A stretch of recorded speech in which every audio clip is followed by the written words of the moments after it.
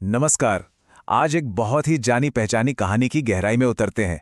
ये सिर्फ एक कहानी सुनाना नहीं है, बल्कि ये समझने की कोशिश है कि आखिर क्यों एक बंदर और शेर की ये कहानी, जहां दिमाग ताकत पर भारी पड़ता है, आज भी इतनी इतनी जरूरी लगती है।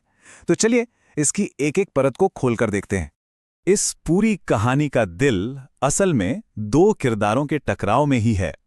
सोचिए, एक तरफ है शेर, जिसकी पहचान ही उसकी बेहिसाब ताकत है, डर फैलाकर राज करना और अपनी गुफा पर उसका हक। और फिर दूसरी तरफ है एक बंदर, जिसके पास क्या है? तेज दिमाग, अपने परिवार को बचाने की जिम्मेदारी और बस एक पक्के घर की जरूरत। ये बिल्कुल वैसा ही है जैसे ताकत और बुद्धि की एक आमने सामने की जंग हो। तो ठीक है, सबसे पहले बात करते हैं पहले हिस्से की, जंगल का कानून। असल में यही कहानी की नींव रखी जाती है। हमें पता चलता है कि माहौल कैसा है और असली मुश्किल क्या है। तो विक्रमगढ़ के जंगल का माहौल कैसा था? समझ लीजिए कि हर तरफ एक तनाव था। एक खूंखार शेर और शेरनी एक बड़ी सी गुफा से पूरे जंगल पर राज करते थे, और बाकी सारे जानवर बस उनके डर के साये में ही अपनी जिंदगी गुजार रहे थे।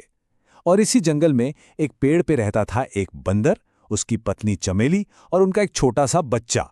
मतलब पावर का जो बैलेंस था वो पूरी तरह से शेर के ही हक में था। लेकिन फिर कहानी में एक मोड़ आता है, एक मौका। बंदर ना चुपके से शेर और शेरनी की बातें सुन लेता है। शेरनी कह रही थी कि उसे अपनी मां से मिलने दूसरे जंगल जाना है, और शेर भी कुछ महीनों के लिए उसके साथ जाने को राजी हो गया। बस यही वो एक पल था जिसने पूरी कहानी का रुख ही मोड़ दिया। और यहीं से शुरू होता है हमारा दूसरा भाग, एक चतुर कब्जा। कहानी अब आगे बढ़ती है। यहां हमारा हीरो यानी बंदर एक बहुत ही बड़ा और निर्णायक कदम उठाने वाला है। पर सवाल यह है कि बंदर ये सब कर क्यों रहा था? क्या सिर्फ मौके का फायदा उठाने के लिए? नहीं, असल में उसकी पत्नी चमेली ने उसे साफ साफ कह दिया था, जब तक हमारे लिए एक पक्का घर नहीं बन जाता, मैं तुम्हारी एक नहीं सुनूंगी।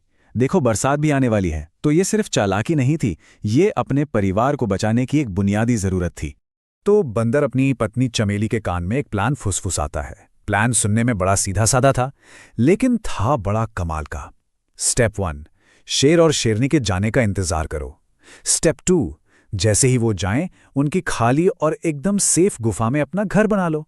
और स्टेप 3, जो सबसे ज्यादा जरूरी था, अगर शेर अचानक वापस आ गया तो उसके लिए खास तरकीब पहले से ही तैयार रखो।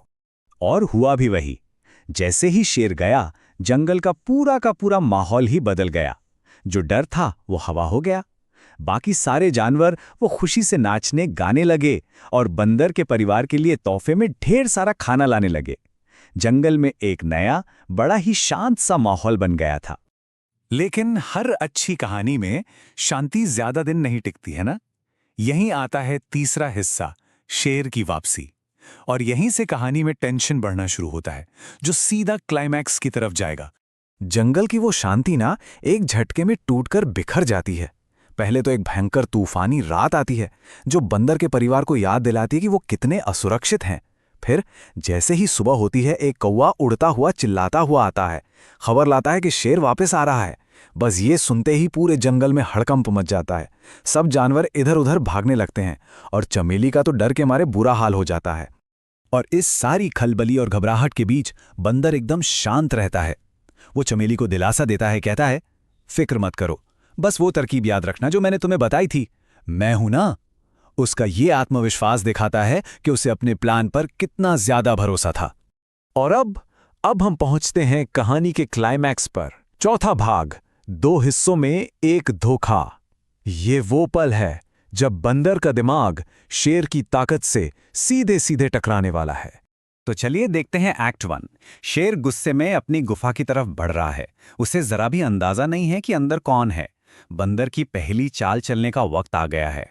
जैसे ही शेर गुफा के पास पहुंचता है, अंदर से चमेली की एक जोरदार गरजती हुई आवाज आती है, अरे जल्दी शेर का मांस लाओ, मेरा बच्चा भूखा है, उसे आज शेर का दिल खाना है। ये सुनते ही शेर के तो होश उड़ जाते हैं।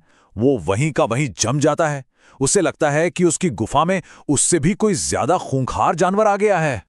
तो शेर तो डर के मारे भाग खड़ा होता है, लेकिन कहानी अभी खत्म नहीं हुई है। रास्ते में उसे एक चालाक लोमड़ी मिलती है और वो शेर को सारा सच बता देती है कि अंदर तो सिर्फ एक बंदर है। शेर को यकीन नहीं होता, तो लोमड़ी अपनी पूंछ शेर की पूंछ से बांध लेती है भरोसे के लिए, और दोनों वापस गुफा की तरफ चल पड़ते हैं। अब क्या होगा? बंदर का खेल खत्म।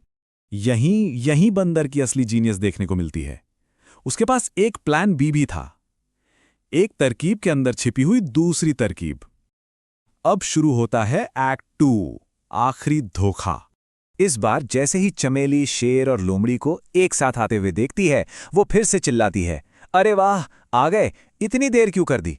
मैंने तो इस भरोसे वाली लोमड़ी को 1 घंटा पहले ही भेजा था कि रात के खाने के लिए एक मोटा ताजा शेर पकड़ कर लाए। और बस ये सुनना था कि शेर का सारा शक यकीन में बदल गया। उसे लगा कि लोमड़ी ने उसे धोखा दिया है और वो उसे जाल में फंसाने लाई है। और बस इसी के साथ हम पहुंचते हैं कहानी के आखिरी हिस्से पर। अब देखते हैं कि अंत में हुआ क्या और इस पूरी कहानी का असली मतलब क्या निकलता है। शेर इतना डर जाता है कि वो उल्टे पांव भागता है अपनी जान बचाने के लिए, और बेचारी लोमड़ी जिसकी पूंछ बंधी थी वो भी उसके साथ खिसटती चली जाती है, और शेर विक्रमगढ़ के जंगल से हमेशा हमेशा के लिए भाग जाता है, और इस तरह बंदर की जीत हो जाती है। तो अगर हम आखिर में हिसाब किताब देखें तो नतीजा क्या निकलता है, चलिए देखते हैं। शेर, जिसके पास थी बेहिसाब ताकत, वो हार गया और उसे जंगल छोड़कर भागना पड़ा। लोमड़ी, जो अपनी चालाकी दिखा रही थी, वो खुद ही मात खा गई और घिसटती हुई चली गई। और बंदर, जिसने सिर्फ अपनी बुद्धि, अपनी अकल का इस्तेमाल किया, वो न सिर्फ सुरक्षित रहा बल्कि फला फूला भी। तो ये कहानी आखिर में हमें एक बहुत बड़े सवाल के साथ छोड़ जाती है। किसी भी मुश्किल में, किसी भी चुनौती में असल में ज्यादा मजबूत क्या होता है? ताकत की जोरदार दहाड़ या फिर दिमाग में आई एक छोटी सी चतुर तरकीब की फुसफुसाहट? इस पर सोचेगा जरूर।